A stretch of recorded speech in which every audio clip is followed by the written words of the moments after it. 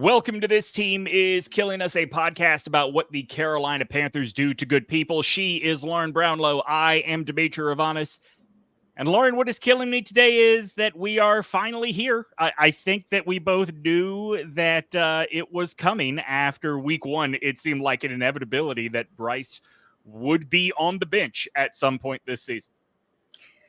Yeah, I mean, not my only. I have several beefs. I have beef just all around. Beef is abundant for me right now. But one of my bigger ones, I guess, with at least the game plan is, I talked pretty positively on the last podcast because there weren't a lot of positives to take, but I did mention agreed. that I liked the game. I liked some of the game plan. I liked some of the play designs and stuff like that. Obviously, I didn't feel that way this week. I didn't really. It seemed like a very abrupt shift in terms of the types of plays they were calling for Bryce. Now, look, if that's a thing where you watch the game tape after a week, you'd love to bench him and Tepper's either no, or it's like one of those things where you're like, let me give it another week and maybe you don't fully trust him. Then I can understand the game plan more, but also I don't understand how you expected to win in any way, shape, or form with that game plan or give anybody anything. What's the growth arc there? You know what I mean? So there was definitely there were times where clearly Bryce was just defeated, right? Just didn't know what to do next. Yes.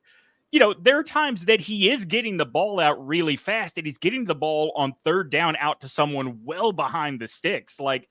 I can't say that's not my beef. He didn't play well. He looked visibly more shaken than I've ever seen him as in the first 2 weeks. And it's getting worse.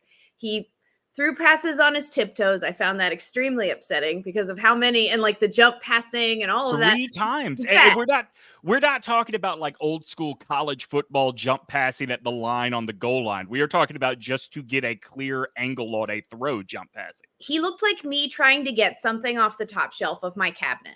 Yes, agreed. I don't really want, no offense, I don't want my quarterback to wait, to who? To you? You'll be fine. I'm just saying, I know he's a shorter person. I understand the challenges we share. Okay. However, I don't want my quarterback doing that because I always feel like a huge nerd. I'm glad no one can see me doing this. I'm just it's such a it's just not a thing you want to see the most important guy on your roster be doing repeatedly. And it just, again, so this is me attacking the game plan is not me saying it's the game plan's fault at all. It's not. Bryce was overthrowing guys still. That continues to be a big issue that we weren't really seeing. Just a lot was wrong with Bryce. I'm not saying it wasn't. Yeah. However, the game plan, like you said, short of routes short of the six, and just a lot of really safe stuff. And some of that he couldn't even do. So that was also a problem. But at the same time, it's also how is this game plan supposed to do anything for anybody? Lauren, I'm going to give you a stat that it was just the beginning, right, of the day. And so at the time, I didn't really think anything about it on Sunday. But do you know he actually had fewer yards passing after his first completion than he did before he had completed a pass because the first pass was for negative 5 yards in that game. And look, at the time, I thought, okay, poor decision, throwing behind the line of scrimmage and the Chargers had stuffed it out. I didn't realize that was going to be the game plan all day long. He actually had a better completion percentage, a much better completion percentage in week 2 than he did in week 1. But when you adjust for the sack yards, also took fewer sacks as well. But when you adjust for the sack yards, he threw the ball 27 times and had 69 total yards. That is a game plan problem. And in case you're a collegiate fan and you're not as plugged into pro football, they count the sack yards against pass yards in pro football. I'm just saying, because not everybody necessarily knows that. Yeah, because in college football, they count as rushes. Yeah, I actually think it's the better way to do it because, to me, there's also I'd rather know that you have a designed run as opposed to I don't like when quarterbacks that rush the ball when their sack yards count for that because I'm well, it's not the same play, and I'd rather know how many yards he's gaining on designed rushes than you know what I mean? So but anyways, so, so let's project it forward. The game plan wasn't designed for that. Let's project it forward. I mean, the game plan being what it was that about Bryce? Is the BryceYoung era over in Charlotte, or is it just on pause right now in your mind? I mean, I don't know where it really, I mean, I'm sorry. I hate to say this, and maybe, I don't know if Dave Canales made it too obvious. I don't really care at this point Yeah. because I would rather everyone know the truth, but it kind of is David Tepper dependent, isn't it? Like literally, it seems like because after that game, for Canales to be so definitively like Bryce is our guy, I'm like, I'm sorry, what?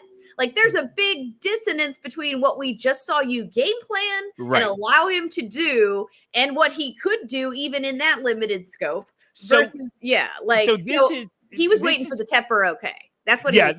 This is something that, look, I'm going to get into the Canales part of this a little bit later, but this is something that I think is fair to wonder about. And it's bad on Bryce. I'm not saying it's bad on anybody but Bryce. Andy Dalton is not going to win you games. He's just not in 2024. But over the last 2 years, the game he started last year is far and away the best passing performance still. Like, again, that's not on anybody but Bryce, but that is the reality of the situation in Carolina right now.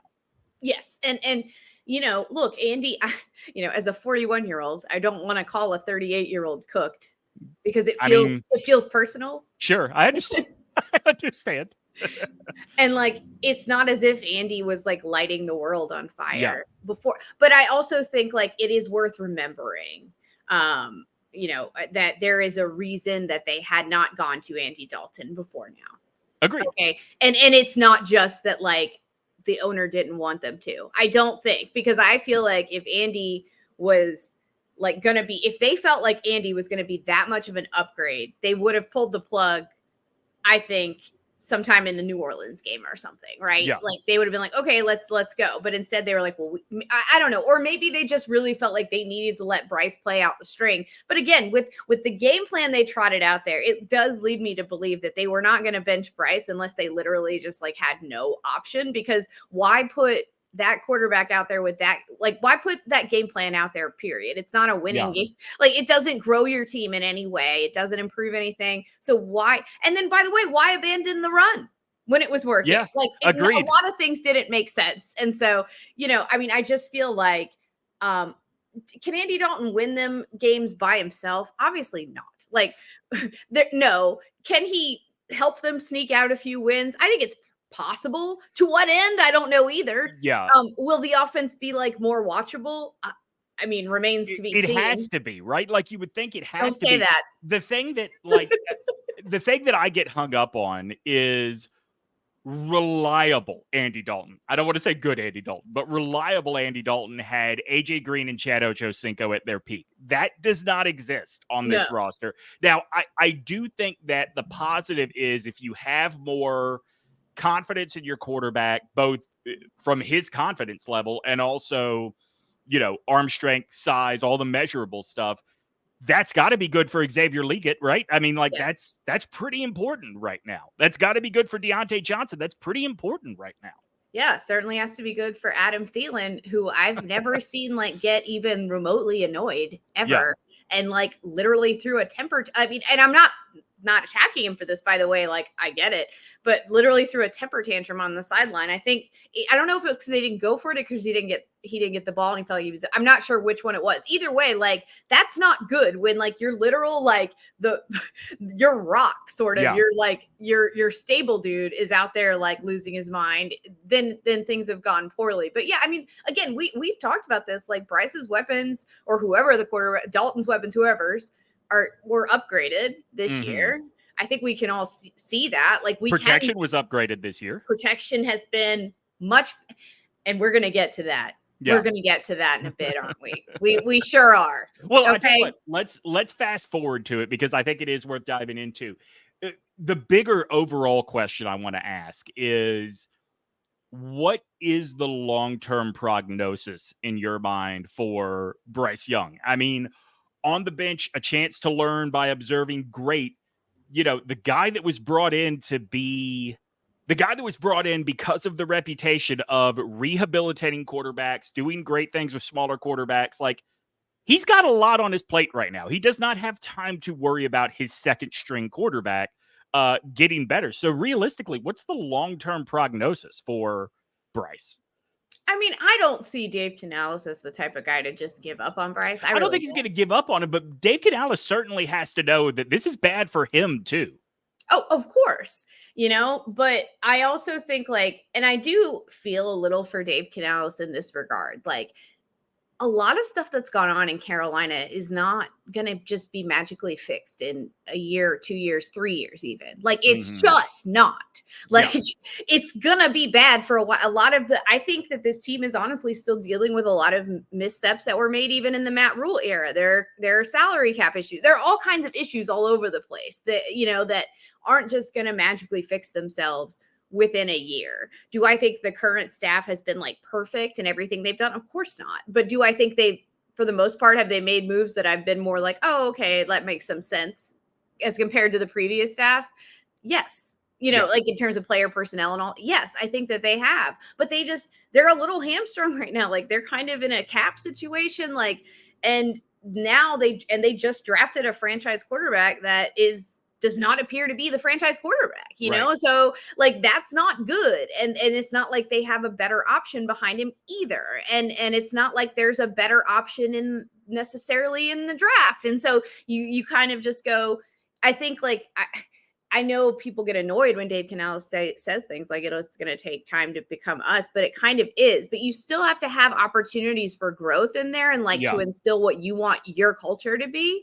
And I think part of that culture includes taking care of everybody. Bryce, I don't know what he needs. I do think he needs a sports psychologist. And I'm not saying that to be flip. I'm saying it very genuinely. What he's had to go through, I feel for him in a lot of ways because I'm sure there has to be even a part of Bryce, right? That when they, I know these guys are the utmost confident, whatever. When they made that trade up to get him, there had to be a part of him that was well, shit. There had to be a part of him that looked around at the roster and wondered what realistically they could do. I want to play for you this clip that you kind of alluded to from Mel Kiper Jr. This was him. I can't remember which ESPN show, but that will explain the music and the graphics and the stupid sounds you hear in the background.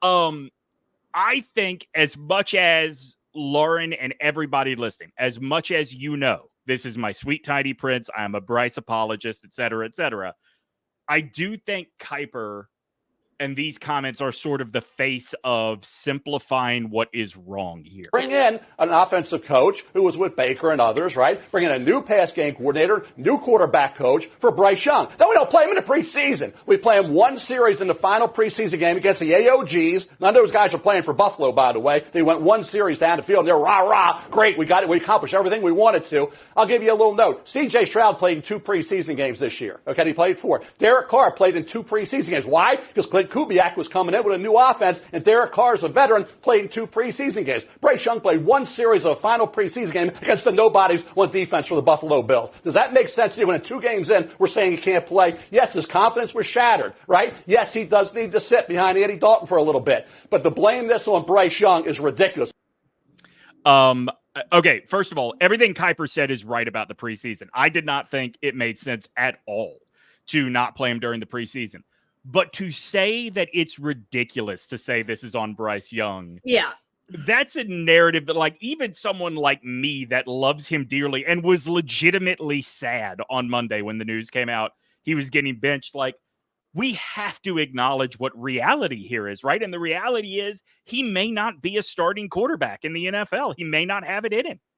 Listen, you and I think, and me too, because, there is something ingrained in me since Cam Newton was here, I think, and maybe even some before, but that gets very reflexively defensive of Panthers quarterbacks when they're critiqued in the outside world of hey, but he doesn't. And look, last year, he genuinely had very terrible blocking, not a lot of help from his wideouts, all of that stuff. And so I felt like it was very tough for us to evaluate how good or bad he was at all. I was looking for things like his demeanor and things like that and how well, and I was impressed with him for the most part because that team was terrible and he continued to sort of go about it the right way. Did I watch him and think he's the future? Not necessarily, but I also wasn't out on it the way I have been after the first few weeks. And it's not because of his play necessarily. I understand, and I get what they're saying about why his confidence is shattered and whatever. But at the same time, here's my issue. You come into this you have that one preseason thing. You do great at it. You know you're coming into this year with better weapons and a better line and all of those things, and you take a step backwards. And that's my issue. Like, whether it's confidence or whatever, he looks far less sure of himself. He looks far more, and I don't mean this as an indictment, okay? Mopey, right? No, listen, Lauren, Like, that's what's kind of unforgivable, is he looks like he has given up. Yes, and that's my issue with it. And that's where I think, like, and look, national people, I get it. Okay. If you're not watching the Panthers, I don't blame you. In fact, I would encourage you to keep not doing it. Yeah. Okay. For so many reasons, including your own eyeball health. All right. However, don't like I've heard and seen people saying stuff like their O-line is terrible. And I'm like, but it's not. Right. Like, it's not right. anymore. You're It's literally a year late on this conversation, if that's your point of view. And that's my thing. It's like, oh, he can't drop back without getting sacked. Well, a lot of the sacks this year have been his fault. Right. Like, a lot. I mean, and like, to a point where you could tell last year he couldn't even drop back without having somebody in his lap. Right. Now, Sunday that second sack was literally him rolling out into Joey Bosa. Or Nick Bosa, whichever Bosa brother it is. Like, Bryce literally ran right into it. Right. And so, like, for me, I guess, like, I understand why his confidence might have been shattered by the way all of last year went. I get it. But at the same time, like, when he comes out with, okay, we've tried to solve some of your problems here, and he just falls apart. And then I even gave him the grace of game one. Okay, maybe whatever. Let's just see how game two goes. And he looks just as shaky and bad. Yeah. Like, I'm sorry. At a certain point, like, I do feel badly for him. I hope things turn around for him. Like, certainly on a personal level and on a professional level, that'd be nice to see. I know the Panthers ruin quarterbacks. I know. But you don't, like, not everything is just the quarterback. Or it's just the team, is what I'm saying. Like, please critique the team. Excoriate David Tepper. I will endorse this behavior. Yeah. But let's look at this like through a fully contextual lens. Let's not just say because we like Bryce. I like Bryce too, and I get it. Let's not just say like, oh, well, or Mel Kiper was very high on Bryce. So I wonder why, whatever. Like, let's not just say, oh, this is all on them. You can blame so many things on them. They're also, let's leave room for this possibility in our heads, people. I know this is hard for some of us, especially in this day and age. Two things can be true at the same time. It's really hard for some people to understand that, but like, it can also be that the team did not do right by him and that he's not good enough. So, Lauren, I want to take the opposite side of that. Not the opposite side of that. I guess piggyback onto that a little bit. Because as a Bama guy, as somebody that holds Bryce in high esteem, I mean, literally the best quarterback that has ever played at my alma mater. Like, I hold him in very high regard. I will acknowledge he has been a failure thus far as an NFL quarterback. But what I want that segment of Panthers fans that were lined up against him from the get-go to acknowledge is that CJ Stroud would have been a failure here too. Not to this degree, right? But CJ Stroud in Houston is not what you would have gotten if CJ Stroud was in Carolina. This is not about Frank Reich. This is not about Dave Canales. Quit wishing for a time machine to go back and have Steve Wilkes. So much is wrong with this situation right now that no one fix is the thing that would have, the Panthers be where, let's say, the Saints are this year, that team that nobody saw coming. Stephen Smith was asked on First Take this week if Bryce was the biggest bust in NFL history. And Stephen A. Smith said, look, it's possible, but we're 18 games into his career. Let's not do that. I would cut this down, Lauren, to a 10-second clip out of what was literally a 3.5-minute answer, because I just want you to hear him basically just give a stat that illustrates everything I just said. Do you know in the last 10 games, the Carolina Panthers have led for only 10 seconds? They've had a lead for 10 seconds over the last 10 games. I mean, that is an atrocity. I was like, I don't remember them. Why was that? My first reaction was like, when was that? When did that happen? It was Oh, shoot. I can remember it happening. It was, was it literally the Falcons game? Maybe. Yeah. No, because that was No. there was a time late in the season last year where they had a lead briefly, where we all felt good, and then suddenly it all, reality came back and hit us like a ton of bricks. Those times run together in my mind of when I felt good for a second, only to be crushed brutally. So what do you do now? And granted, we're 2 weeks into an 18-week season, 17 games. We are so far away from the NFL draft. And I don't even really want to talk about this too much, but the reason that I think it is worth talking about is if you are giving up on Bryce, what do? You would rather have Bryce than Shedeur Sanders. Period. It would be hard to convince me that Shedeur Sanders has the mental makeup to deal with being the Carolina Panthers quarterback. And I who also doesn't have the mental makeup to deal with him being their quarterback? Who? A lot of this fan base. Oh, okay? For sure. There's no, it just is a bad recipe. It's not a Shedeur thing to me, because if you're saying, okay, well, it doesn't have to be Shedeur. What about Quinn Ewers? Bo Nix just showed us, Kenny Pickett just showed us that if you've been in college longer than everybody else, you should be the best quarterback. It doesn't mean you're good. What about Carson Beck?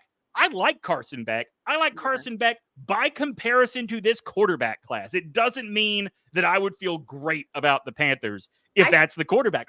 I get that maybe this team has to start over, but honest to God, with fucking what that is going to be available to them? That's the thing is I don't know what the next thing is. I don't know off the top of my head, what the free agent class of quarterbacks would look like. But it's never good, right? The fact it's not going to be good though. My thing is, and this is what I've been saying, this is my biggest thing I want them to do at quarterback. Wait till you find the one you want. It's please, for the love of God, please just wait until you know that this is your guy and that's it. And you're riding with him, and it doesn't, you know what I mean? And you have a good plan for him moving forward and whatever. Has Bryce been mishandled along the way in this process? Of course he has. We all understand that. And I'd be curious to know the real reason he didn't play more this preseason, because I feel like there must be more to it that we just don't Lauren, I would hope there is, but the fact that nobody in the starting group played makes me wonder if it is as simple as whether it is Canales, or I'll tell you this, I would believe that it's Tepper saying, I don't want these guys to have a reason to get hurt. I'd believe either one. But I'm comfortable blaming Tepper for literally any of this. So agreed. Because he's to blame at the most, for the most part, overarchingly. So my ideal scenario for them in the immediate, the next couple years future would be to get some sort of a stopgap guy that they know is not the future, but that they can at least rely on to not be a flaming disaster, a complete disaster. I don't know how you find that. Listen, I'm not saying it's going to be easy. Lauren, I'm going to be honest with you. That might be the very best case scenario for Bryce going forward. That literally is probably the best he can get to if he turns things around. For Bryce the person, or for Bryce the Panthers quarterback? For Bryce the professional quarterback. I think his ceiling might be, can you get to not being an embarrassment? It's never going to be, can you get to being good? That's literally all I wanted from him this year. Yeah. And that's look, I'm not mad. I'm not as angry with him about it, partially because I just feel so badly for him, as a human. Yeah. But then that also kind of makes me angry too, admittedly, because I'm don't be so freaking pitiful and downtrodden. I just want to but then I'm no, I'm being such an asshole. I literally have these conversations with myself where it's football, right? You want to be able to blame somebody when your team is not doing well. Look, we've got to talk about more than just BryceYoung, because this decision is going to be pretty far reaching within the organization. But first, I do want to tell you about OG Fans. It is where all of our premium content lives. If you are not signed up, ogtrianglemedia.com is where you go. $13 a month. You get all kinds of exclusive podcasts. You get exclusive written content from Lauren, from Giglio, from Tom Edwards, who covers the Canes for us. You sign up for a year, we're going to give you a month free. There are all kinds of different ways to do this. Plus, you still have time to join the OG Founders Club. OG Fans is where all of our premium content is, and you can sign up and find it all by going to ogtrianglemedia.com. Lauren, we know Dave Tepper has very little patience for coaches. He says he has patience in other businesses. He clearly does not have it in football. Benching BryceYoung genuinely makes me wonder about Dave Canales' standing. Not necessarily his job security, but his standing and how serious he was ever really taken in this job. Right. Like, are you saying like in the sense of like, was he always just a proxy for Tepper? Yes, sort of. Okay. I mean, like he definitely, in terms of, when I say visually, I don't just mean that he is very handsome. Also, the hire checks a lot of the boxes of what we thought was wrong last year, right? 100%. Okay. But the fact that like you think that he was waiting for permission for to bench Bryce, I think it is either that or Tepper just took the decision out of his hands, because Canales does strike me as a maybe too loyal guy. I would have said that except for the last week's game plan, to be honest. Because to me, that game plan was not meant to, I'm not sure what it was meant to do exactly, but that's a game plan of a play caller that does not trust his quarterback whatsoever. Yeah, right? No, that's totally fair. And the reason I bring this up about whatever the reality is with Dave Tepper and that quarterback decision, it's clear Dave Canales doesn't have control over the position he was brought here to work on. Uh-huh. Yeah, I mean, I was going to say, like, even if it's just a situation where he had to get Tepper's sign off to bench him, that's a problem in and of itself, of course. But I still think that's what happened because, again, like, he was so, like, committed to it. He was like, we are doing this. You know what I mean? He's like, this is our guy. And I think, like, he was trying to do that in case Tepper was like, you can't bench him. Because if he appeared to have lukewarm support for Bryce after that, and then all of a sudden he's playing, you know what I mean? Then it just gets worse.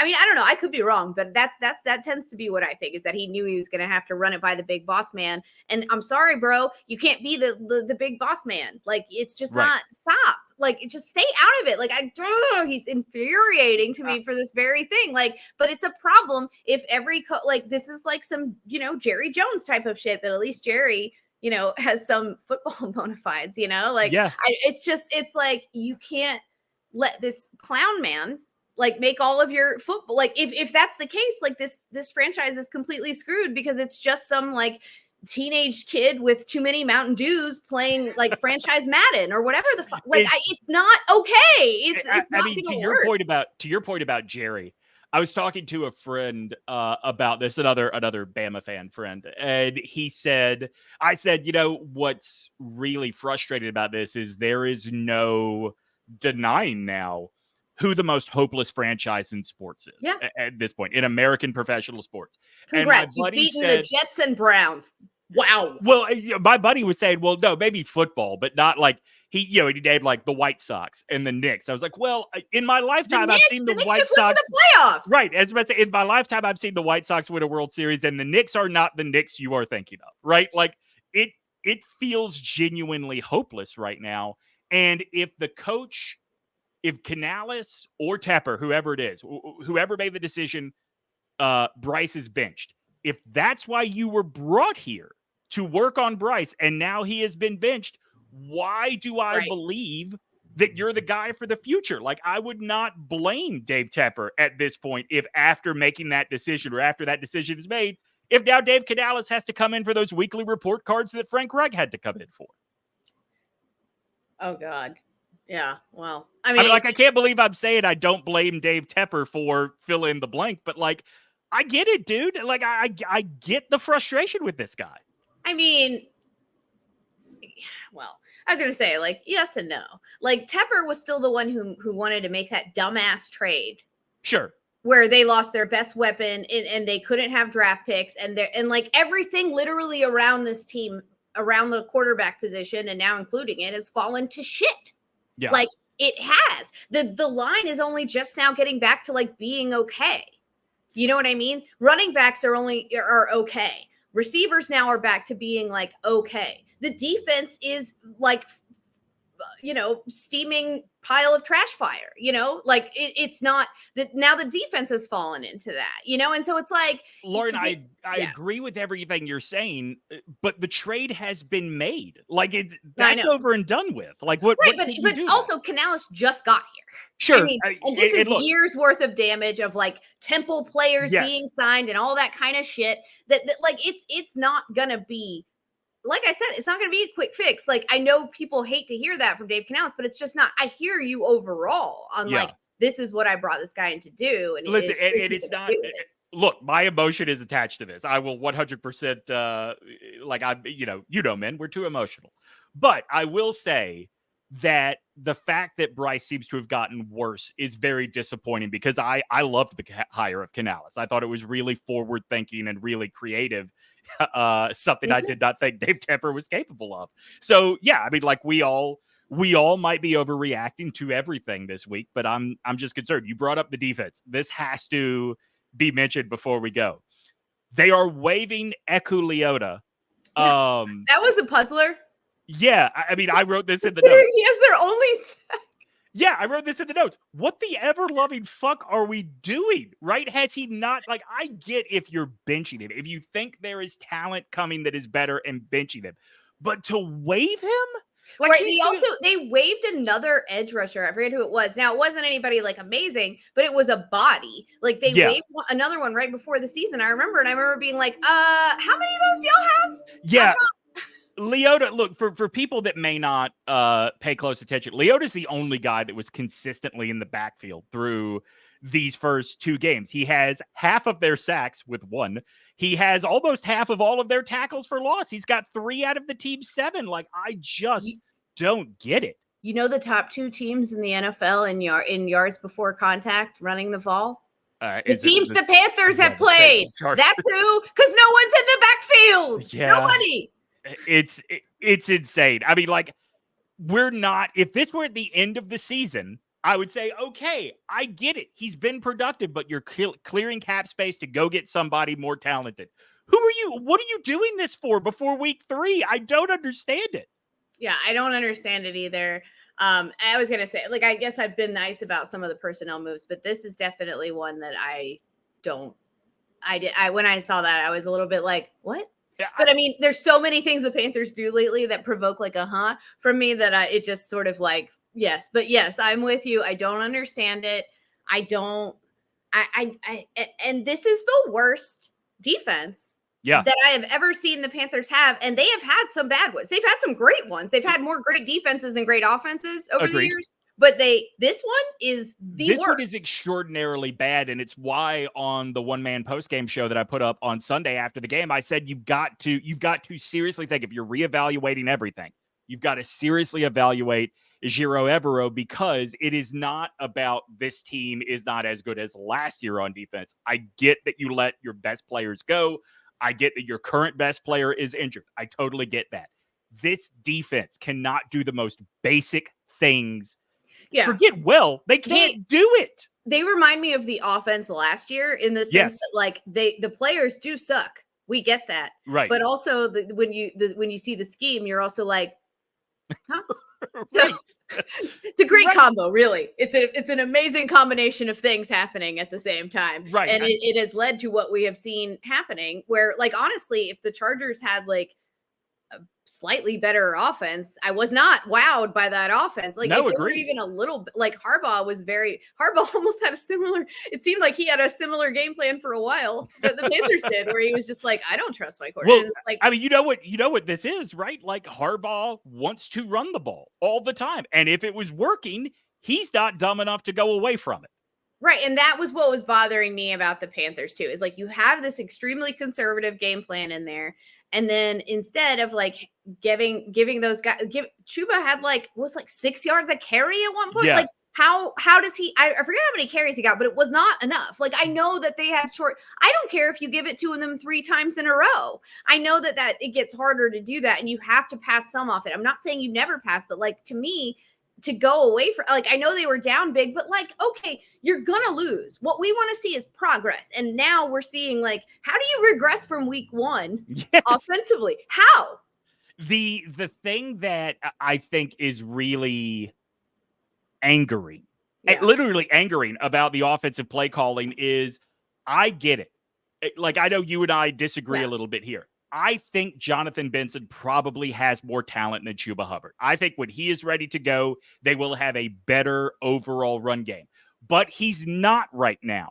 So that doesn't mean you just don't make the best of what you have. It's not like it's not like you're going. Chuba's having success. He had success last year. Like that's my thing. I'm not saying he's better even necessarily. I'm just saying it is working right now. It worked. It was the only thing that worked last year. There is a huge difference between we have room to upgrade and this guy is not an NFL running back. We are nowhere near this guy is not an NFL running back with Chuba. So why is he being treated that way? I love like 2 players on this whole team, and he's one of them. Yeah. Okay. Who's the other one? Liggett. Oh, Liggett. Yeah. He laid a block down. He laid a hell of a block down, didn't he? And I was like, listen, I appreciate the fact that he's trying to give me someone to fall in love with. Right. And I love that for me and for him because I'm going to have a hard time. You know what would have been nice to go along with that block he laid down? Yeah. Literally 1 target. Yeah. Literally 1 would have been great.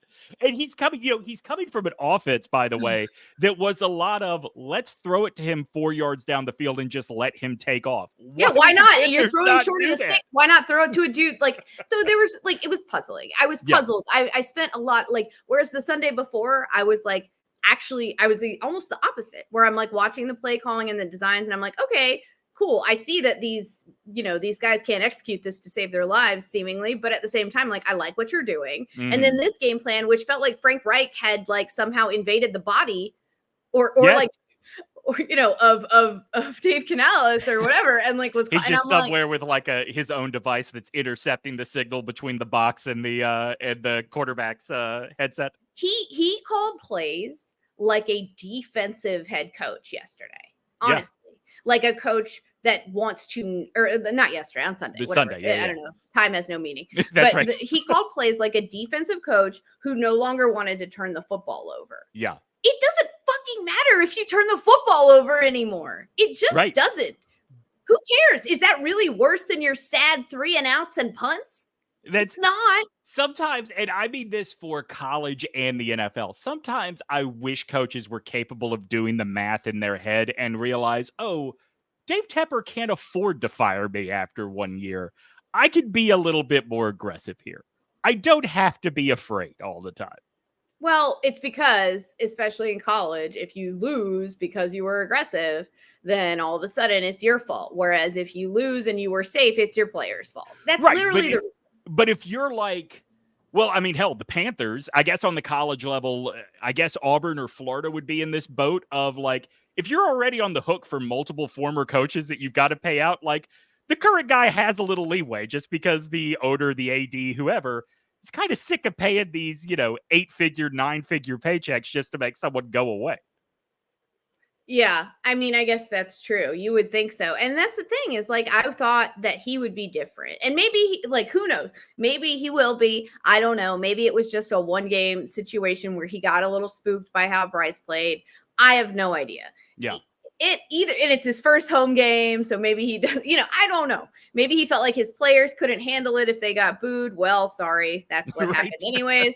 I mean, I don't know the reason. I'm willing to give him I'm not like indicting. I'm just saying that's how I felt about the play calling in that game specifically. I didn't like it. Why not go for even there was a 4th down they didn't go to. And I was just I was literally like, why the fuck not? Yeah. Why? What are you trying to not lose at this point? The optimist bully side of Dave Canales is going to be tested this year. I've put up a playlist on Spotify that you can all go check out called Goth Dave Canales that features everything from My Chemical Romance to The Cure to Morrissey to Saves the Day, a great mix of emo and goth music. Until this team wins every week, I'm going to highlight a song from the playlist. Go listen to What It Is to Burn by Finch today. Lauren, I got nothing to add as we leave. I mean, I have one thing to add, and I'll try to make it short. Please get this Sam Darnold bullshit out of my face. Okay? Thanks. I do want to point out. No, you know what? I'm not going to point out anything. We're Just going to out of my face. No. How about no?